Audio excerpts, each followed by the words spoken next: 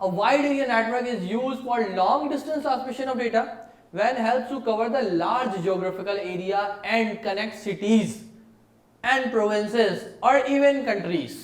ये इतना large area पे वर्क कर सकता है या इतने लार्ज एरिया पे नेटवर्क यूनिट कर सकता है कि फॉर एग्जांपल अगर मैं सिटीज को आपस में कनेक्ट करना हो, इवन कंट्रीज को आपस में कनेक्ट करना हो, ठीक है, एक नेटवर्क के थ्रू, तो वहां पे हम वैन का इस्तेमाल कर सकते हैं.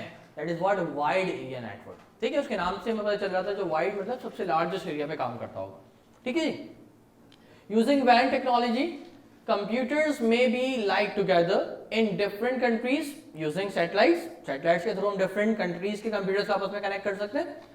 माइक्रोवेव्स और टेलीकम्युनिकेशन, इन सब का जिक्र हम पहले कर चुके हैं. ठीक है, कम्युनिकेशन मीडियम के अंदर हमने बात की थी सैटेलाइट की, माइक्रोवेव्स की और टेलीकम्युनिकेशन लिंक्स की. याद है सबको? अनगाइडेड मीडिया जो था, एक गाइडेड मीडिया था, एक अनगाइडेड था. अनगाइडेड वो कौन सा होता है? Wireless media. याद है? तो वायरलेस मीडिया में हमने इनकी बात की थी. तो जो वैन नेटवर्क जो जनरेट होते हैं that is by what? These. कौन कौन सी? माइक्रोवेव, सैटेलाइट्स, इनके थ्रू हम इनको जनरेट कर सकते हैं. क्योंकि इतने बड़े एरिया पे तो वायर तो हम चाह नहीं सकते, वायर के थ्रू तो कनेक्ट नहीं कर सकते, तो इसलिए वहां पे अनगाइडेड मीडिया की हमें जरूरत पड़ती है जिनको वायरलेस मीडिया कहते हैं. ठीक है, इन वायरलेस मीडिया के थ्रू फिर हम वैन नेटवर्क जनरेट करते हैं.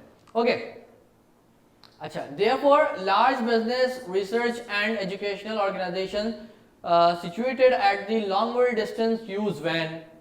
अभी मैं थोड़ा सा एग्जांपल देके आपसे कुछ सवाल करता हूँ और चीजें क्लियर हो जाएंगी. A van may include multiple mans and lens. वही बात मैंने क्या कही, एक नेटवर्क के अंदर दूसरा नेटवर्क भी जनरेट कर सकते हैं. ठीक है, there is no restriction कि अगर हम एक वैन क्रिएट करने जा रहे हैं तो उसके अंदर मैन नहीं हो सकता, या मैन क्रिएट करने जा रहे हैं तो उसके अंदर लैन नहीं हो सकता. ठीक है, ऐसी कोई रिस्ट्रिक्शन नहीं है हमारे लिए. Okay, vans are set up with expensive devices and need some dedicated connection. Obviously, जब इतना बड़ा नेटवर्क कनेक्ट होने जा रहा है तो obviously expensive तो होगा. अच्छा, क्लियर? एक्सपेंसिव तो होगा.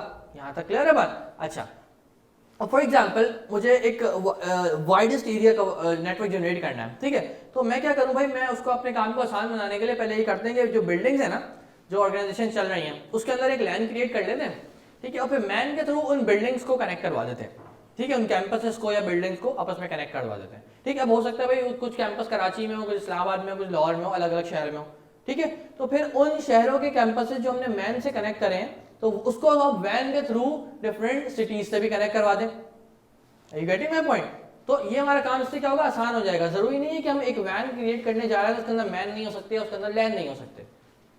Are you getting my point?